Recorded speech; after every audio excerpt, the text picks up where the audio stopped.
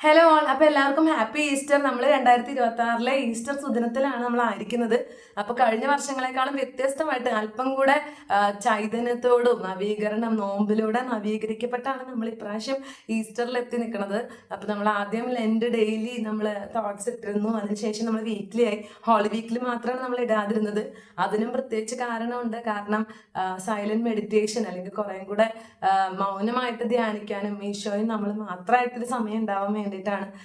അതുകൊണ്ടാണ് ആ സമയത്ത് ഇടാതിരുന്നത്. അത്രമാത്രം ആനന്ദത്തോടു കൂടി ഈസ്റ്റർ ആഘോഷിക്കാനായിട്ട് ഇന്ന് നമുക്ക് ദൈവം ഇടയാക്കി എന്നുള്ളതിന് ദൈവത്തിന് ആദ്യം നന്ദി പറയാം. നമുക്കിപ്പോൾ 50 ദിവസം നോമ്പൊക്കെ കഴിഞ്ഞിരിക്കുകയാണ്. ഇപ്പൊ പലരും വീട്ടിലൊക്കെ നോമ്പെടുത്തവരൊക്കെ നോമ്പ് വീടിയിട്ടുണ്ടാവും. രാത്രി തന്നെ ചിലപ്പോൾ നോമ്പ് വീടിയിട്ടുണ്ടാവും. അപ്പം നമുക്ക് കുഞ്ഞു കുഞ്ഞു കാര്യങ്ങൾ തൊട്ട് വലിയ വലിയ കാര്യങ്ങൾ നോമ്പെടുത്തവരുണ്ടായിരിക്കും ഈ കൂട്ടത്തില്. അപ്പൊ ഏറെക്കുറെ നമുക്ക് എല്ലാവർക്കും നമ്മുടെ നോമ്പ് കണ്ടിന്യൂ ചെയ്യാനും അതുപോലെ നല്ല രീതിയിൽ കംപ്ലീറ്റ് ചെയ്യാൻ പറ്റിയെന്ന് ഞാൻ വിശ്വസിക്കുന്നു. ഇനി അഥവാ എന്തെങ്കിലും ഒരു ദിവസമൊക്കെ എന്തെങ്കിലും ഒരു ഏറ്റക്കുറച്ചിലോ എന്തെങ്കിലും പോരായ്മകളോ ഉണ്ട്, ചിലത് കംപ്ലീറ്റ് ചെയ്യാൻ പറ്റിയില്ല, അല്ലെങ്കിൽ നമ്മൾ വിചാരിച്ച പോലെ ആയില്ലെങ്കിൽ അത് തമ്പുരാനോട് പറയാ, മാപ്പ് ചോദിക്കുക. പക്ഷെ ഇനി മുതൽ എടുക്കുമ്പോൾ നമ്മൾ വളരെ കറക്റ്റായിട്ട് എടുക്കാനും പരിശുദ്ധാത്മാവിൻ്റെ ഗൈഡൻസിൽ ഏറ്റവും നല്ല രീതിയിൽ നോമ്പെടുത്ത് ആ ഒരു ഈസ്റ്ററിൻ്റെ ഹോപ്പിലേക്ക് എത്തുമ്പം അതിൻ്റെ ഒരു സന്തോഷം വേറെ തന്നെയാണല്ലേ. നമുക്ക് എത്ര എക്സ്പ്ലെയിൻ ചെയ്താലും നമുക്ക് ആ ഒരു ജോയ് നമ്മുടെ ഉള്ളിൽ നിന്ന് ആർക്കും നമുക്ക് പറിച്ചെടുക്കാനായിട്ട് പറ്റില്ല. അപ്പം ഈസ്റ്ററിൻ്റെ അന്ന് എനിക്ക് പറയാനായിട്ടുള്ളത് ഒരു അനുഭവമാണ്. ഞാനൊരു 9ാം ക്ലാസ്സിലോ 10ാം ക്ലാസ്സിലും കറക്റ്റ് എനിക്ക് ഓർമ്മയില്ല, സ്കൂളിൽ പഠിക്കുന്ന ഒരു സമയത്താണ്, ഹൈസ്കൂളിലാണെന്നാണ് എൻ്റെ ഓർമ്മ. അപ്പം ആ സമയത്ത് ഒരിക്കൽ എന്തോ ഇങ്ങനെ പ്രാർത്ഥിച്ചുകൊണ്ടിരുന്നപ്പോഴാണോ അതോ സ്വപ്നമല്ല, പക്ഷെ ഇങ്ങനെ എനിക്ക് ഫീൽ ചെയ്യുന്നതാണ്, ഒരു ഇമാജിനേഷൻ പോലെ ഫീൽ ചെയ്യുന്ന കാര്യമാണ്. അതായത് ഒരു ഒരു കടലിൻ്റെ അറ്റത്ത് കടലിലേക്ക് ഇങ്ങനെ നീണ്ടു നിൽക്കുന്ന ഒരു പാറയിടുക്കിൻ്റെ മുകളിലും ഞാൻ നിൽക്കുകയാണ്. അങ്ങനെ ചുറ്റും കടലാണ്. അങ്ങനെ ഞാനിങ്ങനെ അറ്റത്താണ് നിൽക്കുന്നത്. അപ്പോൾ ഒരു സ്വരം, ഈശോയുടെ സ്വരമാണെന്ന് ഞാൻ വിശ്വസിക്കുന്നു, സ്വരം എന്നോട് പറയാണ് എടുത്ത് ചാടാൻ. അപ്പം ഞാനിങ്ങനെ ആദ്യം ഒന്ന് ശങ്കിക്കുന്നുണ്ട്. കാരണം സംശയത്തോടുകൂടി ഇനി ചാടണോ വേണ്ടേ, ഇത് ശരിക്കും ഈശോയുടെ സൗണ്ട് തന്നെയായിരിക്കും, ഇനി വേറെ വല്ലവരും പറ്റിക്കാനായിരിക്കും എന്നൊക്കെ ഞാൻ ആലോചിക്കുന്നുണ്ട്. പക്ഷെ അവസാനം ഞാൻ തീരുമാനിക്കുകയാണ് ബ്ലൈൻഡായിട്ട് വിശ്വാസം കൊണ്ട് എടുത്തു ചാടാൻ, വിശ്വാസത്തിലേക്ക് എടുത്തു ചാടാൻ വേണ്ടി എൻ്റെ മനസ്സ് തോന്നിക്കുകയാണ്. അങ്ങനെ ഉള്ളിൻ്റെ ഉള്ള ആ ഒരു ഇമാജിനേഷനിൽ ഞാൻ കാണുന്നത് ഞാൻ പിന്നെ അങ്ങോട്ടെടുത്ത് ചാടുന്നതാണ്. അങ്ങനെ കടലിലേക്ക് ഞാൻ വീണു. ചുറ്റും കുറേ എന്താ പറയുക വെള്ളം മാത്രം, ഞാനിങ്ങനെ മുങ്ങിത്താഴ്ന്നു, നീന്തലറിയില്ല. അപ്പം പെട്ടെന്ന് കുറേ സ്രാവുകൾ, കുറേ ഷാർക്ക് നമ്മുടെ ചുറ്റും ഇങ്ങനെ വരികയാണ്. അപ്പം എനിക്ക് അവരിൽ നിന്ന് രക്ഷപ്പെടാനൊന്നും ഒരു വഴിയില്ല, പാഞ്ഞെടുത്തുകൊണ്ടിരിക്കുന്നു പല ദിക്കിൽ നിന്നും ഷാർക്ക്. അപ്പം ഞാനിങ്ങനെ ഈശോനോടുള്ളിൽ ചോദിക്കുന്നുണ്ട്, ഇതിപ്പോൾ ഈ സ്രാവുകളുടെ പിടിപ്പെടാൻ വേണ്ടിയാണോ എന്നെ ഇതിനകത്തേക്ക് എടുത്ത് ചാടാൻ പറഞ്ഞത്? ഞാൻ എങ്ങനെ രക്ഷപ്പെടും? എന്നെ ആര് രക്ഷിക്കും? തമ്പുരാൻ നീ വന്ന് രക്ഷിക്കൂലേ എന്നിങ്ങനെ ഞാൻ ചോദിക്കുന്നുണ്ട്. പക്ഷെ അത് നിരാശയെ ചോദിക്കുന്നതല്ല, പക്ഷെ നമ്മുടെ ഒരു സംശയമുണ്ട്, പക്ഷെ തമ്പുരാൻ വിശ്വാസമുണ്ട്, തമ്പുരാൻ വന്ന് ഇടപെടും എന്നുള്ളൊരു പ്രതീക്ഷ നമ്മൾ കാത്തു സൂക്ഷിച്ച് തന്നെയാണ് ഞാനത് ചോദിക്കുന്നത്. അതിനുശേഷം ഞാൻ പിന്നെ കാണുന്ന രംഗം, ഞാൻ അപ്പുറത്തെത്തി, അതായത് ഇപ്പുറത്ത് കടലിൻ്റെ ഈ സൈഡിലായിരുന്നു പാറയെടുക്കുണ്ടായിരുന്നത്.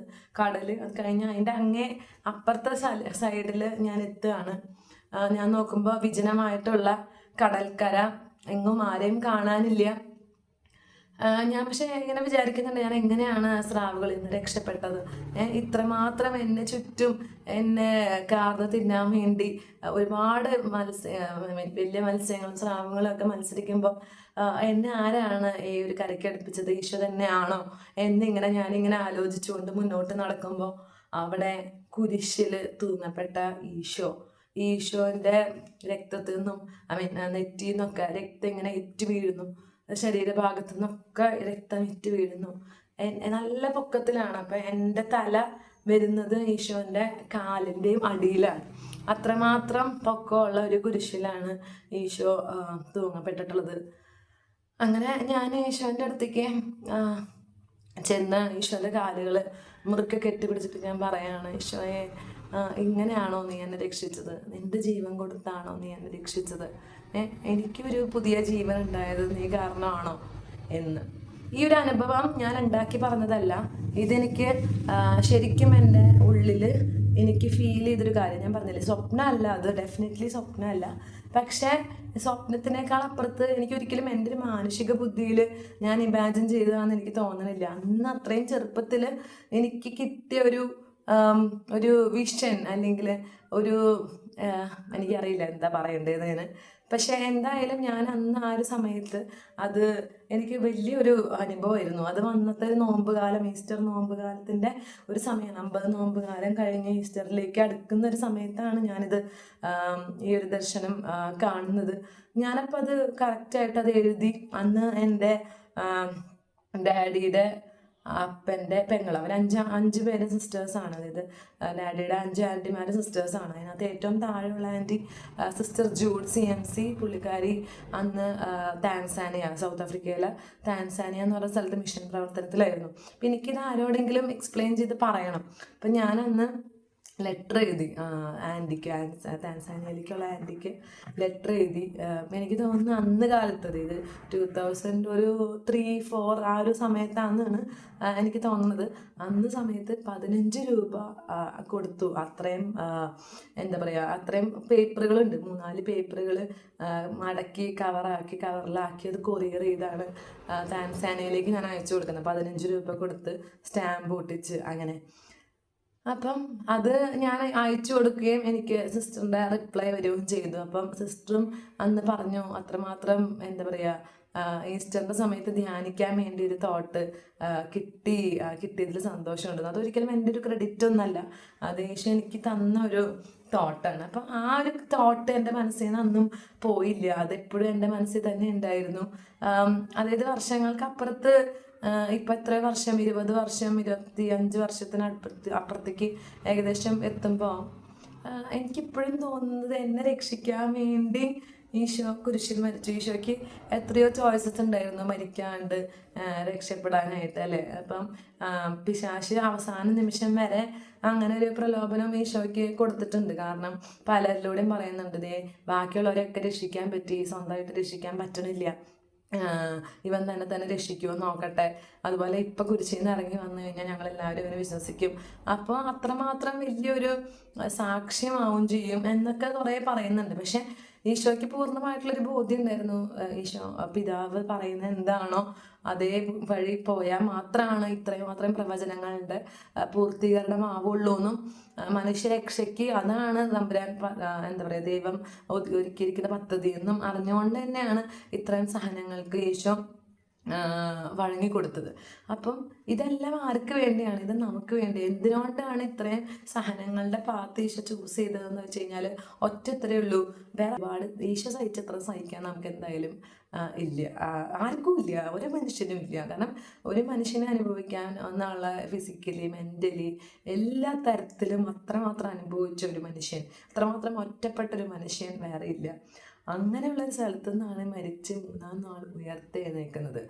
ഒരു പക്ഷേ കുരിശിൽ നിന്ന് ഇറങ്ങി ഡയറക്റ്റ് വന്നിരുന്നെങ്കിൽ പോലും ഇത്രമാത്രം ഒരു മഹത്വം നമുക്ക് ഫീൽ ചെയ്യില്ല. കാരണം ഏറ്റവും കൂടുതൽ ആൾക്കാർക്ക് തോൽപ്പിക്കാൻ പറ്റാത്തൊരു കാര്യമാണ് മരണം, അല്ലേ? ഇപ്പോൾ നമ്മുടെ മെഡിക്കൽ സയൻസൊക്കെ ഒരുപാട് അഡ്വാൻസ് ചെയ്തു, നമുക്ക് പല കാര്യങ്ങളും കണ്ടുപിടിച്ചു. നമുക്ക് വേണമെങ്കിൽ മരണത്തിന് നീട്ടാനൊക്കെയുള്ള ചില കാര്യങ്ങളൊക്കെ കണ്ടുപിടിക്കുന്നു എന്ന് പറയുന്നത്. അതായത് ചില മരുന്നുകൾ കൊണ്ട് നമുക്ക് കുറച്ച് കൂടുതൽ കാലം ജീവിക്കാം എന്നൊക്കെ പറയുന്നുണ്ടെങ്കിലും മരണത്തിൻ്റെ മുകളിൽ നമുക്ക് പൂർണ്ണമായിട്ടുള്ളൊരു ആധിപത്യം മെഡിക്കൽ സയൻസിനോ മനുഷ്യർക്കോ വേറെ ഒന്നിനുമില്ല. അതാകെ ഒരാൾക്കേ ഉണ്ടായിട്ടുള്ളൂ, അത് ദൈവം തന്നെയായിട്ടുള്ള ഈശോയ്ക്ക് തന്നെയാണ്.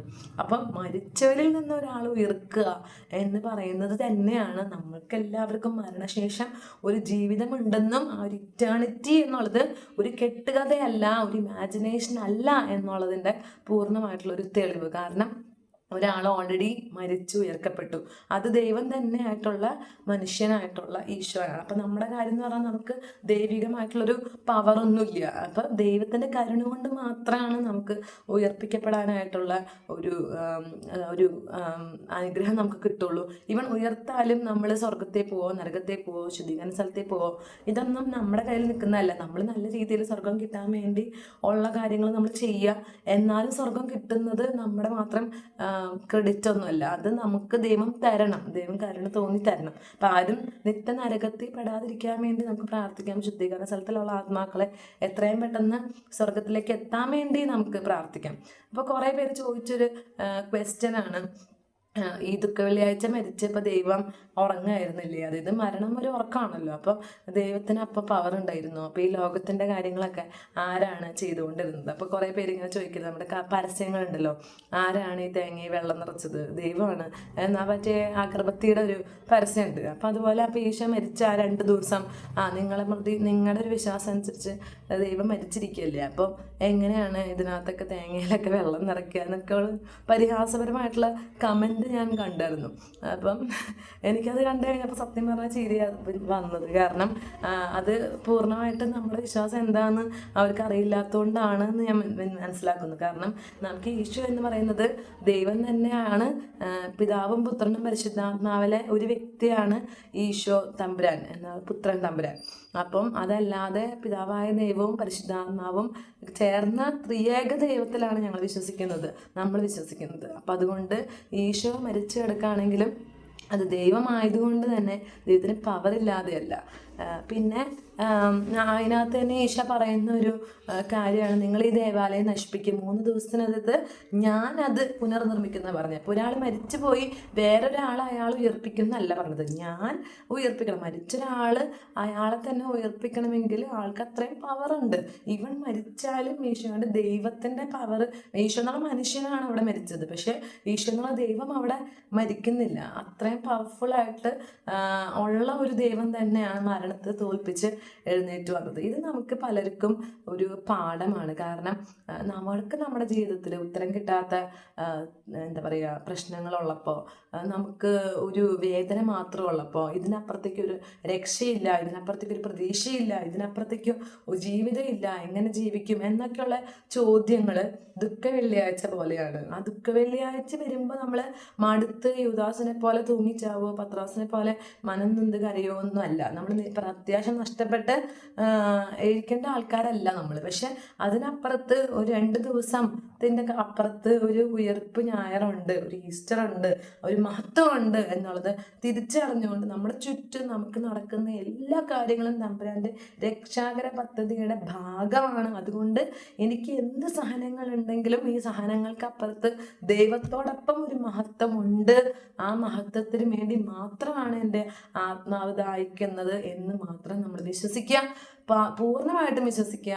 എടുത്ത് ചാടുക വിശ്വാസത്തിലേക്ക് ബ്ലൈൻഡ്ലി എടുത്ത് ചാടുക. ഞാൻ ഒരു ഇമാജിനേഷനിൽ പറഞ്ഞ പോലെ വേറെ ഒന്നും നോക്കണ്ട. ഈശോ ആണ് നിങ്ങളെ വിളിച്ചിട്ടുള്ളതെങ്കിൽ, ഈശോ വിശ്വസ്തനാണ്. ഈശോയുടെ അത്രയും വിശ്വസിക്കാൻ കൊള്ളാവുന്ന വേറൊരു മനുഷ്യനും ഈ ലോകത്തില്ല.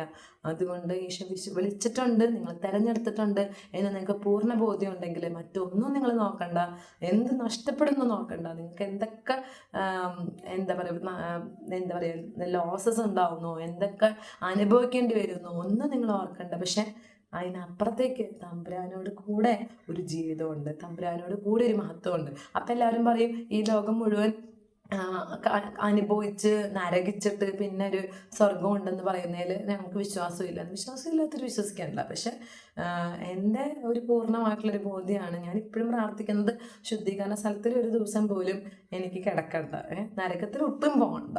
അപ്പോൾ സ്വർഗത്തിലേക്ക് എത്തണമെങ്കിൽ ഭൂമിയിൽ എന്തോരം സാധനങ്ങൾ തന്നാലും ഞാൻ സഹിച്ചോളാം, എനിക്ക് സഹിക്കാനുള്ള ശക്തി തന്നാൽ മതി. ബാക്കിയുള്ളവർ പലരും ചോദിക്കുമായിരിക്കും, എന്തുകൊണ്ട് അവൾക്ക് ഈ സഹനം, അവളെ ഈശോനെ എത്രയും പ്രഘോഷിച്ചതല്ലേ, അവളെ ഈശോയ്ക്ക് ഇഷ്ടമുള്ള മോളായിരുന്നില്ലേ, അവൾക്ക് ഈശോയ്ക്ക് ഇഷ്ടമല്ലാത്ത ഒരു കാര്യം അവൾ ചെയ്തിട്ടില്ലല്ലോ, ഇനി നമ്മളറിയാതെ എന്തെങ്കിലും കുറേ തെറ്റുകൾ അവൾ ചെയ്തിട്ടുണ്ടാവും, അതുകൊണ്ടാണ് അവൾക്ക് ഇത്രയും ശിക്ഷ, അതുകൊണ്ടാണ് അവൾക്ക് ഇത്രയും അനുഭവങ്ങൾ, അതുകൊണ്ടാണ് അവൾക്ക് ഇത്ര സഹനങ്ങൾ എന്നൊക്കെ മറ്റുള്ളവർ ലോകം ചോദിച്ചേക്കാം, ലോകം പരിഹസിച്ചേക്കാം. പക്ഷെ ഈശോ പറയുന്നുണ്ട്, പച്ചത്തടിയോട് ഇതാണ് ചെയ്യുന്നതെങ്കിൽ ഉണക്കമരത്തോട് അവരെന്തൊക്കെ ചെയ്യില്ല എന്ന്. അപ്പൊ പച്ചത്തടി എന്ന് പറഞ്ഞാൽ എന്താണ്?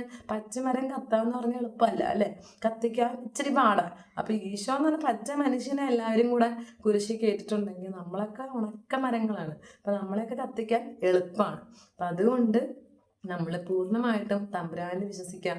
തമ്പുരാന്റെ മഹത്വത്തിൽ നമ്മളും നമ്മുടെ മരണശേഷം ഉയർക്കും എന്നുള്ള പ്രത്യാശയിൽ നമുക്ക് ജീവിക്കാം. നമ്മൾ മാമോദീസയിലൂടെ ഈശോന്റെ കൂടെ മരിച്ച് ഈശോയുടെ കൂടെ സംസ്കരിക്കപ്പെട്ടവരാണ് നമ്മൾ. ഓരോ കുമ്പസാരം, ഓരോ കുർബാനയിലൂടെ ഈശോന്റെ മഹത്വത്തിൽ നമ്മൾ ഓരോ ദിവസം അതിനെ നമ്മൾ വിളിച്ചോതുന്നുണ്ട്. ഞാനിപ്പോഴും പറയുന്നൊരു കാര്യം, നമ്മുടെ ജീവിതത്തിൽ പ്രശ്നങ്ങൾ ഉണ്ടാകുമ്പോൾ ഏറ്റവും ശക്തിയായിട്ടുള്ള 2 പ്രാർത്ഥനകൾ നിങ്ങളുടെ ജീവിതത്തിൽ പ്രാർത്ഥിക്കുക. ഒന്ന്, സ്വർഗസ്ഥനായ പിതാവേ. അത് ഈശോ പഠിപ്പിച്ചു തന്ന പ്രാർത്ഥനയാണ്. അതിനകത്തൊരു പ്രാർത്ഥനയ്ക്ക് ആവശ്യമായിട്ടുള്ള എല്ലാ ഘടകങ്ങളും ഉണ്ട്. അനുരഞ്ജനം മുതൽ എല്ലാ കാര്യങ്ങളും ഉണ്ട് അതിനകത്ത്. അത് രണ്ടാമത്തെ വിശ്വാസ പ്രമാണം. കത്തോലിക്ക വിശ്വാസ പ്രമാണം എന്ന് പറയുന്നത് നമുക്ക് അറിയുന്നതും അതിനപ്പുറമായിട്ടുള്ള രഹസ്യങ്ങളാണ് നമ്മൾ വിശ്വസിക്കുന്നു എന്ന് ഏറ്റു പറയുന്നത്. നമുക്ക് പൂർണ്ണമായിട്ടും പിടിപാടില്ലാത്ത കാര്യം പോലും നമ്മൾ എന്താ പറയുക, അത്ര ആത്മവിശ്വാസത്തോടുകൂടി വിശ്വസിക്കുന്നു എന്ന് ഏറ്റു പറയുമ്പോൾ എന്തുകൊണ്ട് ലോകത്തിൻ്റെ കുഞ്ഞു കുഞ്ഞു കാര്യങ്ങൾ മനസ്സിലാക്കാനോ വിശ്വസിക്കാനോ നമുക്ക് പറ്റുന്നില്ല? എന്തുകൊണ്ടത് നമുക്ക് വിവേചിച്ചറിയാൻ പറ്റുന്നില്ല? അതിനകത്ത് എന്തുകൊണ്ട് നമുക്ക് തമ്പുരാൻ അത്രമാത്രം, നമ്മൾ ഇത്രമാത്രം വിശ്വാസ പ്രമാണം ഏറ്റു പറഞ്ഞാൽ നമുക്ക് എന്തുകൊണ്ട് നമ്മുടെ ജീവിതത്തിൽ സാധനങ്ങൾ വരുമ്പോൾ വിശ്വസിക്കാൻ പറ്റുന്നില്ല? ദൈവത്തിൽ നിന്ന് സങ്കടങ്ങളും അനുഭവിക്കാൻ നമുക്ക് എന്തുകൊണ്ട് അത് സ്വീകരിക്കാൻ പറ്റുന്നില്ല? സന്തോഷങ്ങൾ സ്വീകരിക്കാം, വിജയങ്ങൾ സ്വീകരിക്കാം, എല്ലാം സ്വീകരിക്കാം, നല്ലതെല്ലാം സ്വീകരിക്കാം. എന്തുകൊണ്ട് പൊട്ട എന്ന് നമ്മൾ വിചാരിക്കുന്നത് ദൈവം നമ്മുടെ ജീവിതത്തിൽ അനുവദിക്കുമ്പോൾ നമുക്ക് എന്തുകൊണ്ട് അത് ആക്സെപ്റ്റ് ചെയ്തോളൂ? ചിന്തിച്ചു നോക്കൂ എല്ലാവരും. അപ്പം എല്ലാവർക്കും ഈസ്റ്ററിൻ്റെ മംഗളങ്ങൾ. ഉയർപ്പ് എന്ന് പറയുന്നത് പ്രത്യാശ തന്നെയാണ്. ഈ ഒരു പ്രത്യാശ ഉള്ളത് കൊണ്ട് തന്നെയാണ് നമ്മൾ ജീവിക്കുന്നത്. യേശു നമ്മുടെ മരിച്ചവരെന്ന് ഉയർത്തില്ലായിരുന്നു എന്നുണ്ടെങ്കിൽ പൗലോസ്ലീഹ പറയുന്ന പോലെ നമ്മുടെ വിശ്വാസം വ്യർത്ഥമായേനെ. നമ്മൾ ഇങ്ങനെ ഒരു പവർഫുൾ ആയിട്ടുള്ള ദൈവത്തിൽ വിശ്വസിക്കുന്നു എന്ന് പറയുന്നതിന് അടിസ്ഥാനമില്ലാതെ വന്നേനെ. പക്ഷെ യേശു ഉയർത്തു എന്നുള്ളത് തന്നെയാണ് നമ്മളെ സംബന്ധിച്ച് നമ്മുടെ വിശ്വാസത്തിൻ്റെ ഏറ്റവും കാതലായിട്ടുള്ള കാര്യം. അതുകൊണ്ട് ഈശോയിൽ പൂർണ്ണമായിട്ടും വിശ്വാസം അർപ്പിച്ചുകൊണ്ട് ഈശോ പറഞ്ഞു തന്ന വഴി എന്ന് പറഞ്ഞ ഈശോയാണ്, സത്യം ഈശോയാണ്, ജീവൻ ഈശോയാണ്. വഴിയും സത്യവും ജീവനുമായിട്ടുള്ള ഈശോയെ, പുനരുത്ഥാനമായിട്ടുള്ള ഈശോയെ നമുക്ക് മുറുകെ പിടിക്കാം. നമ്മുടെ ജീവിതത്തിലും വരാനിരിക്കുന്ന ജീവിതത്തിലും ഈശോയെ മഹത്വപ്പെടുത്താൻ എൻ്റെ ഈ എളിയ ജീവിതത്തിലൂടെ സാധിക്കട്ടെ എന്ന് ആത്മാർത്ഥമായിട്ട് പ്രാർത്ഥിക്കാം. എല്ലാവർക്കും ഈസ്റ്ററിൻ്റെ ഉയർപ്പ് തിരുനാളിൻ്റെ ഏറ്റവും തിരുനാളുകളായിട്ടുള്ള ഉയർപ്പ് തിരുനാളിൻ്റെ എല്ലാവിധ ആശംസകളും.